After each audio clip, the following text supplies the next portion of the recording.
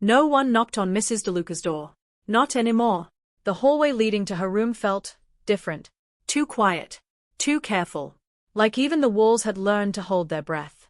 New staff noticed it immediately. Old staff avoided it entirely. There were rules, unspoken, but strictly followed.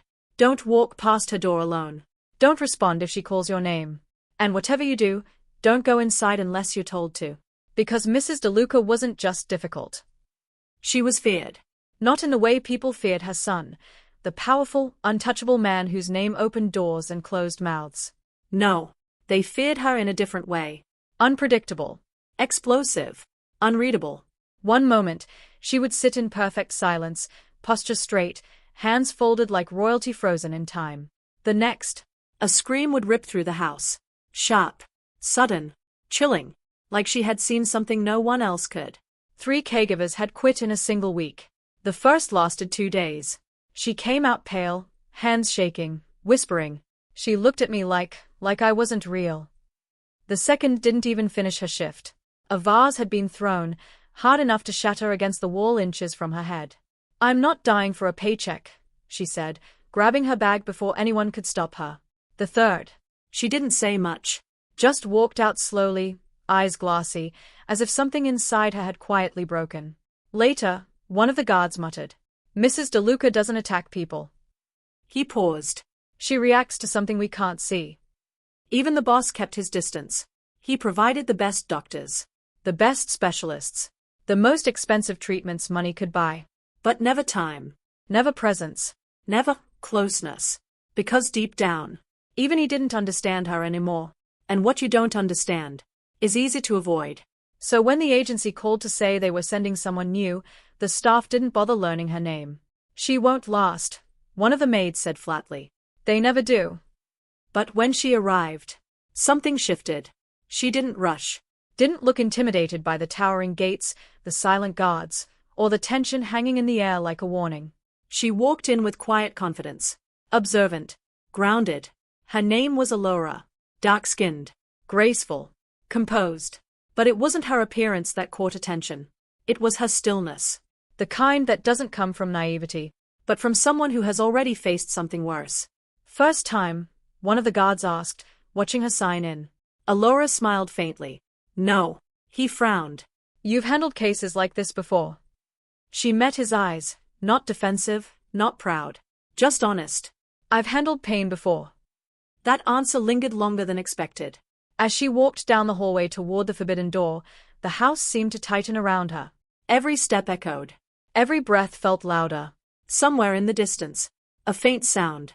A whisper? A tremor? A memory trying to escape? Then, a sudden crash. Something shattered inside the room. A voice followed. Stop it. Stop it. Get away from me. Raw. Terrified. Not just angry. Afraid. The guard behind Alora stiffened. That's your warning, he said quietly. You can still walk away. Alora didn't stop walking. Her hand reached the door. Paused. Not out of fear, but respect. Then she turned the handle. Slowly. Carefully. Like she wasn't entering a room, but stepping into someone's storm. Inside, time felt broken. Curtains drawn tight. Light barely touching the floor. Air heavy with something unspoken. And there she was. Mrs. DeLuca. Sitting upright in a high-backed chair. Elegant. Still. And yet. Completely unpredictable. Her eyes lifted. Sharp. Piercing. Searching. They locked onto Alora. Not with recognition. Not even with anger. But with something far more unsettling. Confusion. Good morning, Alora said gently. Silence. A long, stretching silence that felt like it might snap at any moment. Then, a glass lifted from the table. And flew. Straight toward her. But this time, someone didn't run. Alora stood still. And everything was about to change.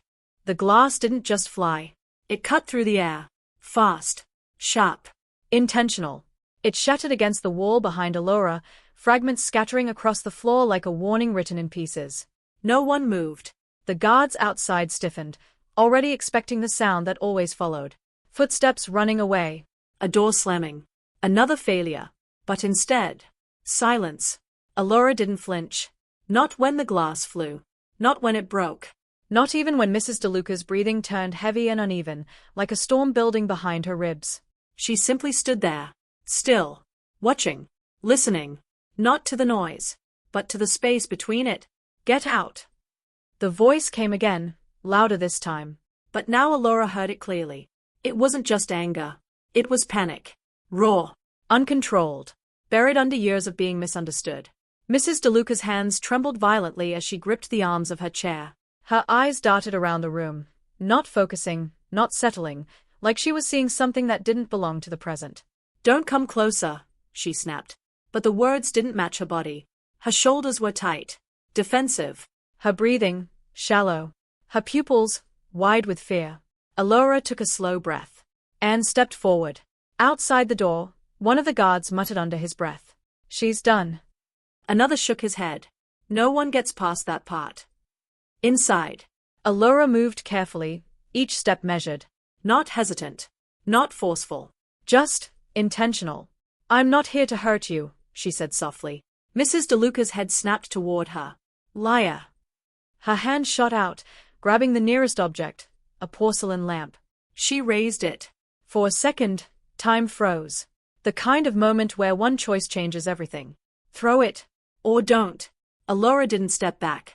Didn't raise her hands in defense. Didn't call for help. Instead, she lowered herself.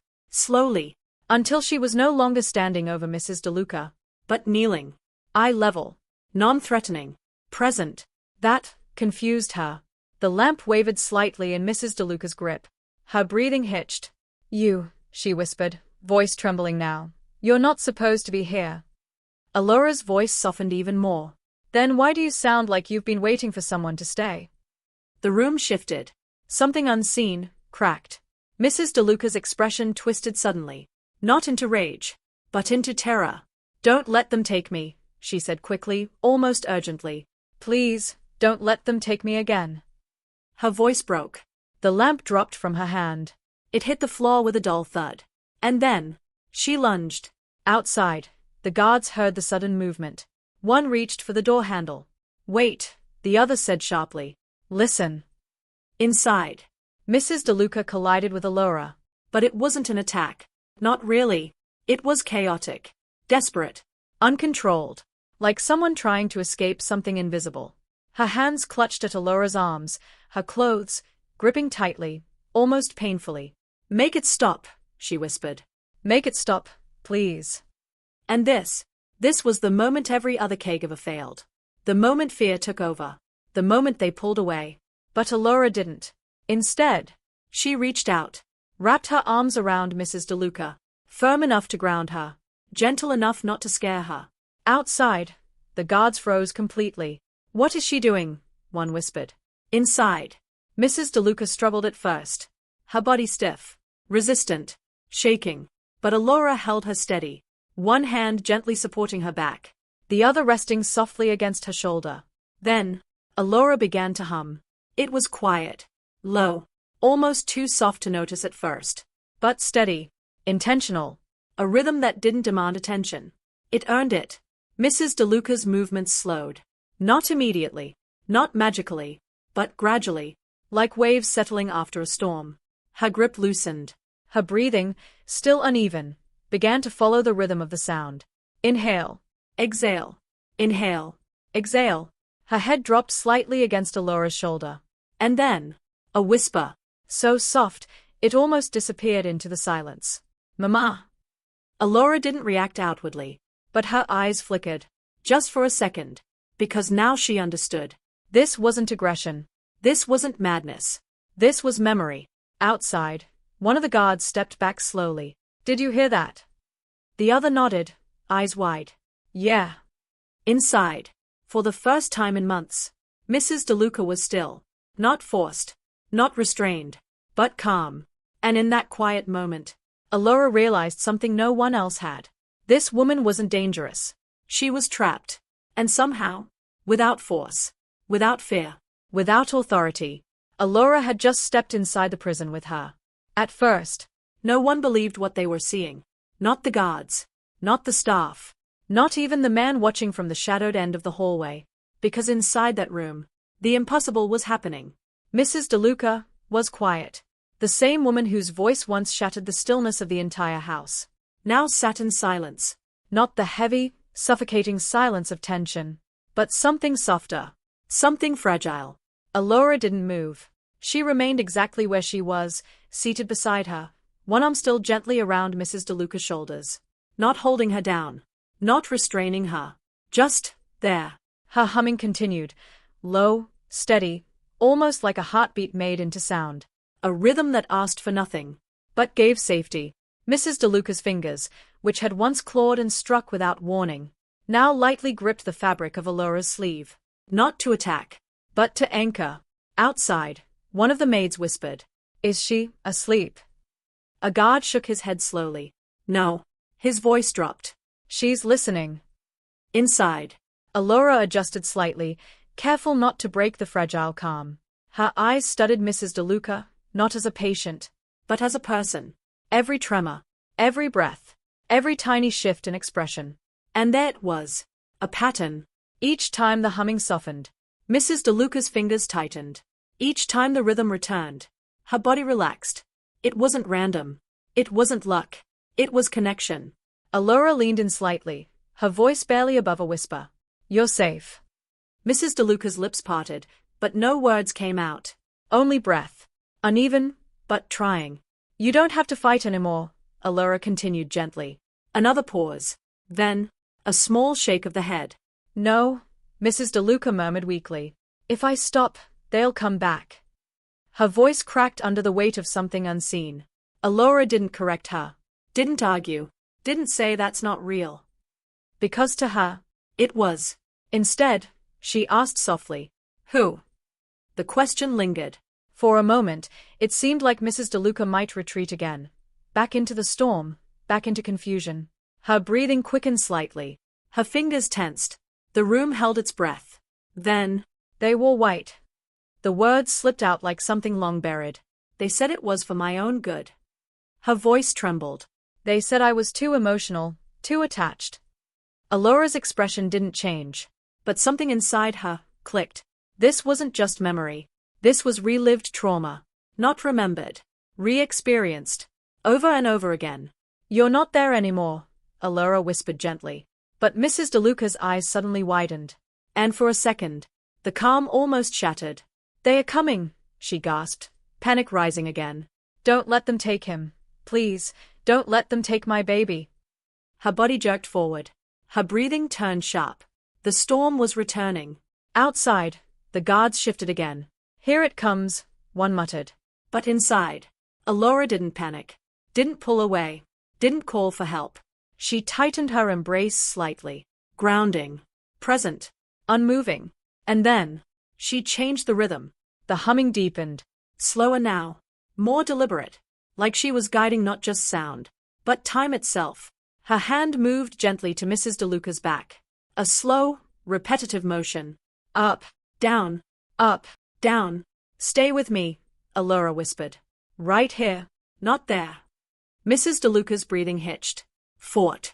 Resisted. But then, something shifted. Her body stilled again. Not completely. Not perfectly. But enough. Tears began to fall. Quiet. Uncontrolled. Honest. "I couldn't stop them," she whispered. I tried so hard." Alora closed her eyes briefly. Because she knew that tone. That kind of pain didn't come from imagination. It came from loss. "You did everything you could," Alora said softly. Mrs. DeLuca shook her head weakly. "No, a mother is supposed to protect." Her voice broke completely. "I failed." And that was the real wound. Not anger. Not confusion. But guilt. Alora pulled back just enough to look at her. Really look at her. "You didn't fail," she said gently but firmly. "You were overpowered, unheard, and left alone." For a moment, Mrs. DeLuca just stared at her, as if those words had never been spoken to her before. Outside, the boss stood in silence. He had come closer without realizing it, drawn by something he didn't understand. He had seen his mother angry, cold, unreachable. But this woman, crying softly, clinging to a stranger like a child? He had never seen this version of her. Inside, Mrs. DeLuca's grip loosened slightly. Her breathing steadied. Her eyes, though still wet with tears, began to clear. She looked at Alora again. But this time, differently. Not as a threat, not as an illusion, but as someone real.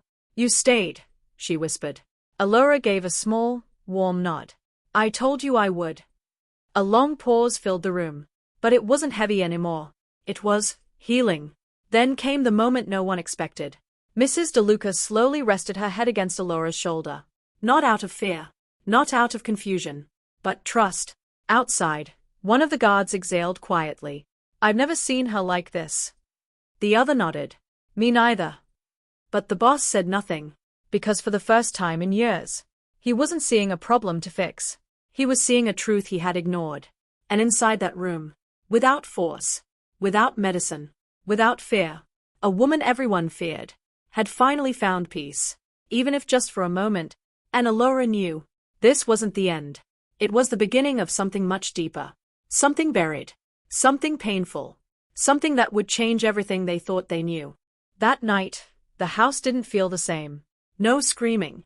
No crashing sounds. No staff whispering in fear outside a closed door. Just quiet. But not the kind of quiet people were used to. This one felt unfamiliar. Almost unsettling. The boss stood in his study, staring at a glass of untouched whiskey. He hadn't taken a sip. Not because he didn't want to, but because his mind wouldn't settle long enough to let him. What he saw earlier didn't make sense. It shouldn't have been possible. 3 trained professionals had failed. Doctors with decades of experience had failed. Medication had failed. Distance had failed. But a woman, a stranger, walked into that room. And within minutes, his mother had calmed down. Not sedated.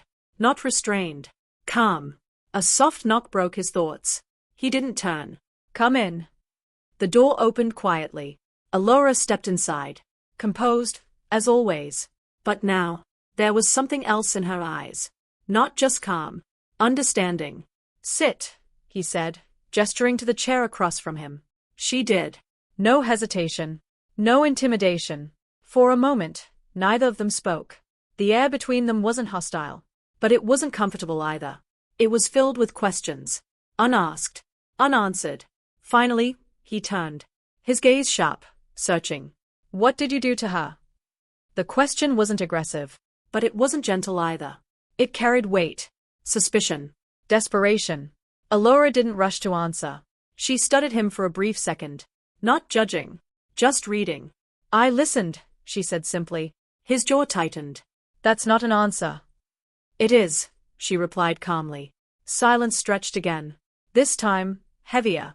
I've spent years trying to help her, he continued, voice controlled but strained. I've brought in specialists. Neurologists. Psychiatrists. Therapists. He stepped closer. None of them could get through to her. A pause. But you did. Alora's voice softened. They were trying to fix her. She looked at him steadily. I was trying to understand her. That hit something. He didn't show it immediately, but it landed. She's sick, he said firmly. That's what they told me. Alora nodded slightly. Yes. A pause. But not in the way you think. He frowned. What does that mean? Alora leaned forward slightly. Careful. Intentional. Your mother isn't just reacting randomly, she said. There's a pattern. His eyes narrowed. What kind of pattern? She's reliving something, Alora replied. Not remembering it. Reliving it. The words settled slowly. Uncomfortably. That's not possible, he said after a moment. She doesn't even talk about her past. That's exactly why it's possible, Alora said gently. Silence again. But this time, it felt different. Like something was starting to shift. She mentioned people in white, Alora continued. And being taken. His expression changed, just slightly. Not enough for most people to notice. But Alora did. You've heard that before, she said quietly. He didn't respond immediately. His gaze drifted for a second. Not away, but inward. When I was younger, he began slowly. I was sent away. Alora didn't interrupt. They told me it was training. Discipline. Necessary. His voice was steady. But there was something underneath it now. Something uncertain. I stayed in a facility for almost 2 years, he continued. Strict routines. No contact. No visits. A pause. My mother never came. The words hung in the air, heavy. I thought she chose not to, he added. She was always distant. Allura shook her head gently. No. That single word hit harder than anything else. She didn't let you go, Allura said softly. Something was taken from her. His expression hardened again. Defensive. That's an assumption. No, Allura replied calmly. It's a pattern. She held his gaze. Not challenging. Not backing down. She reacts the same way every time, she explained. Panic. Resistance. Desperation. Not anger. Fear. He exhaled slowly. Frustration building. You're telling me all of this is because of something that happened decades ago? Allura nodded. Yes. That doesn't make sense, he snapped. She's been like this for years, not just recently. Trauma doesn't follow a schedule, Allura said quietly. It waits. That line landed deeper than the rest. He turned away, running a hand through his hair. For the first time, he looked less like a man in control, and more like someone standing at the edge of something he didn't understand. So what are you saying? He asked finally. Allura stood slowly. I'm saying your mother isn't lost, she said. She's stuck. He turned back to her. And if we don't understand what she's stuck in? She paused. We'll keep losing her. Silence filled the room one last time. But now, it wasn't empty. It was full of realization, of doubt, of truth beginning to surface. As Allura reached the door, she stopped briefly. Without turning, she added. She called out for her child today. A pause. Soft. Meaningful. And she didn't sound like a woman who let him go. The door closed quietly behind her, and for the first time in years, the boss didn't feel powerful. He felt uncertain, because everything he believed about his past, about his mother, was starting to unravel. And deep down, he knew one thing. If Allura was right, then the truth wasn't just painful. It was personal. The next morning didn't begin with chaos. No shattered glass. No screams tearing through the walls. Just a quiet tension. The kind that comes before something important breaks open. Allura stood outside Mrs. DeLuca's door, holding something simple. A mirror. Not large. Not decorative. Just clear enough to reflect truth. One of the maids noticed it immediately. A mirror, she whispered to another. Isn't that risky? The other shook her head. At this point, everything is. Behind them, the boss stood at a distance. Watching. Not interrupting. Not commanding. Just observing. For once, Allura pushed the door open gently. Inside, Mrs. DeLuca sat where she always did. By the window. Still. Composed. But different from before. Her eyes lifted slowly. And this time, there was recognition. Not fully formed. Not stable. But present. You came back, she said softly.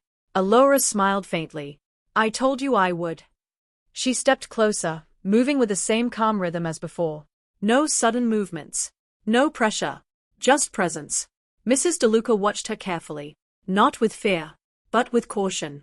Like someone who had been hurt too many times to trust easily. What's that? She asked, her voice quieter now. Allura held up the mirror slightly. A way to help you see something. Mrs. DeLuca stiffened. I don't want to see anything, she said quickly, anxiety creeping in. They show me things that aren't real. Allura shook her head gently. I won't show you anything you're not ready for. A pause. Just stay with me, she added softly. The room held its breath again. Because this was new territory. Allura sat beside her slowly, placing the mirror face down on her lap for now. Not forcing it. Not rushing. Then, she began humming again. The same melody. The same grounding rhythm. Mrs. DeLuca's shoulders relaxed slightly. Her breathing followed. In. Out. Allura waited. Watched. Felt the moment settle. Then, gently, she lifted the mirror. Not directly in front of Mrs. DeLuca's face, but slightly angled. Non-threatening. Look at me, Allura whispered first. Mrs. DeLuca did. Her gaze steady. Present. Stay here, Allura said softly. Right now. Not before. Not back there. Then slowly, she tilted the mirror just enough. Mrs. DeLuca's eyes flickered toward it. And instantly, her body tensed. "No," she whispered sharply. "No, no, no." Her breathing picked up. Her hands trembled. The storm was coming back. Outside, one of the guards stepped forward instinctively, but the boss raised his hand. "Wait." Inside, Alora didn't pull the mirror away, but she didn't push it closer either. She held it steady and kept humming. "Stay with me," she whispered. "You're not there." Mrs. DeLuca's eyes darted between Alora and the reflection. Her reflection. Older. Worn. Real. "They changed me," she whispered, panic rising. "They made me weak." Alora shook her head gently. "No." Her voice was calm, but firm now. "They tried to silence you." That word, silence, hit something deep. Mrs. DeLuca froze for a second. Her breathing caught. "They said I was too much," she murmured. Alora nodded slowly. "Too emotional." A tear slipped down Mrs. DeLuca's cheek. "Too attached." Another tear followed. "They said I couldn't be a good mother like this." Her voice broke completely. And then, it came. The memory. Not fragmented. Not scattered. Whole. "They took him." Her hands gripped the sides of her dress tightly. "They told me it was temporary, that it would make him strong." Her breathing shook. "But they wouldn't let me see him." Outside, the boss stopped breathing. Inside, Alora didn't interrupt. Didn't soften it. Didn't redirect it. She let it come out. All of it. "I begged them," Mrs. DeLuca whispered. "I screamed. I fought, but they said I was unstable." Her voice cracked under the weight of it. "They said a mother like me would ruin him." Silence fell. Heavy. Truth-filled. And then, the final piece. "They told him I let him go." The room felt like it collapsed inward. Outside, the boss's hand dropped slowly to his side. Because that was the lie he had lived with his entire life. Inside, Mrs. DeLuca shook her head weakly, tears falling freely now. "I never let him go," she whispered. Alora's eyes softened deeply. "I know," she said gently. Mrs. DeLuca looked at her then. Really looked at her. And for the first time, there was no confusion. No fear. Just clarity. "He hates me," she said quietly. Alora didn't answer immediately. Because this moment, this truth, needed space. Then softly, she said, "He never knew." Outside, the boss closed his eyes. Because everything, every belief, every distance, every cold silence between them, was built on something that was never true. Inside, Mrs. DeLuca's grip loosened. Her shoulders dropped. Like she had been holding that weight 4 years, and was only now, finally allowed to put it down. Alora gently lowered the mirror. Not because it wasn't needed, but because it had done its job. The truth was no longer hidden. It was seen, felt, spoken, and nothing would ever be the same again. That night, no one in the house slept easily. Not the guards, not the staff, not even the walls that had grown used to silence instead of truth. Because something had shifted, not loudly, not violently, but deeply. The boss sat alone in his study again. The same glass of whiskey, still untouched. But this time, it wasn't confusion keeping him still. It was realization. Every memory he had ever trusted now felt unstable. He remembered the day they took him away. How they told him it was necessary. How they said his mother agreed. She signed the papers herself. That's what they told him. Over and over. Until it stopped sounding like a lie. He remembered waiting. At first, he believed she would come. Days turned to weeks. Weeks turned to months. And she never showed up. So he stopped waiting. And in that silence, he built something else. Strength. Distance. Control. Because it was easier to believe she chose to let him go than to believe she tried and failed to keep him. But now, that version of the story was breaking apart. Piece by piece. He leaned forward, resting his elbows on his knees. His voice barely a whisper. "What if I was wrong?" No one answered. But the silence didn't feel empty anymore. It felt honest. Across the house, in a quiet room that once held chaos, Mrs. DeLuca slept peacefully, for the first time in years. And beside her, Alora sat awake, watching, not out of fear, but out of understanding. She had seen this moment before. The calm after truth. The fragile space where healing begins. Or collapses. A soft knock came at the door. Allura looked up. "Come in." The door opened slowly. And there he was. Not the powerful figure everyone avoided. Not the untouchable man with control in his eyes. Just a son. Standing at the threshold of something he didn't know how to face. He hesitated. Actually hesitated. Allura noticed. And quietly stood. "She's resting," she said gently. He nodded. But didn't move. "I don't know how to do this," he admitted. It was the first honest thing he had said without control behind it. Allura studied him for a moment. Then stepped aside. "You don't have to do it perfectly," she said softly. "Just, don't walk away this time." That hit deeper than anything else. Because walking away, that was the one thing he had mastered. Slowly, he stepped into the room. Each step felt heavier than the last. Not because of fear, but because of everything he was carrying. Regret. Doubt. Years of distance.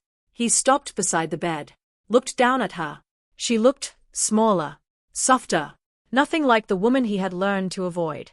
For a moment, he almost turned back. But then, she stirred. Her eyes opened slowly. And found him. There was a pause. A long, quiet pause. Then, recognition. Not confusion. Not fear. Recognition. "You came back," she whispered. His breath caught. Because those were the exact words she had spoken to Allura. But this time, they meant something different. He swallowed. Struggled. Then finally, "I never left," he said quietly. The words weren't perfect. But they were real. Tears filled her eyes instantly. "You were so small," she whispered. "They took you, and I couldn't reach you." His jaw tightened. Emotion rising fast now. Uncontrolled. "I thought you let them," he said. The truth sat between them. Raw. Exposed. She shook her head weakly. "Never." One word. But it carried years of pain. Silence followed. But this silence was different. It wasn't distance. It was understanding. Slowly, carefully, he reached out. His hand hovered for a second, like he wasn't sure he had the right. Then gently, he held hers. Her fingers tightened around his instantly. Not in fear. In relief. Across the room, Allura watched quietly. Not smiling. Not interrupting. Just witnessing something that needed no words. Because this was the real healing. Not the calm. Not the silence. But the truth finding its way back to connection. After a while, he spoke again. "I should have come sooner," he said quietly. She shook her head. "No." A faint, tired smile touched her lips. "You're here now." And somehow, that was enough. For the first time, he believed it. Hours later, the house remained quiet. But now, it wasn't filled with fear. It was filled with something unfamiliar. Peace. As dawn began to break, the boss stepped out of the room. He paused when he saw Allura still there. "Why?" he asked suddenly. She looked at him. "Why did you stay?" he clarified. Allura was quiet for a moment. Then, she answered. "Because I didn't, once." He frowned slightly. She looked away briefly, then back at him. "My mother," she said softly. "They said she was difficult too." A pause. "They said she was unstable." Her voice didn't shake, but her eyes held something deeper. "I believed them," she continued. "I kept my distance." Silence. And by the time I realized she was just hurting. A small breath. It was too late. The weight of that truth settled between them. "So this time," she added quietly, "I stayed." No dramatic music. No grand moment. Just truth. And that was the real twist. It wasn't just about saving Mrs. DeLuca. It was about redemption. For a daughter who didn't understand in time. And refused to make that mistake again. The boss nodded slowly. Not as a command. Not as authority. But as respect. Because now he understood something too. Power doesn't heal people. Presence does. And sometimes, the strongest thing you can do is stay. People feared her because they didn't understand her. They called her dangerous, when she was really just hurting. And it only took one woman to listen, to touch, to stay. But here's the real question. How many people do we fear, simply because we never tried to understand?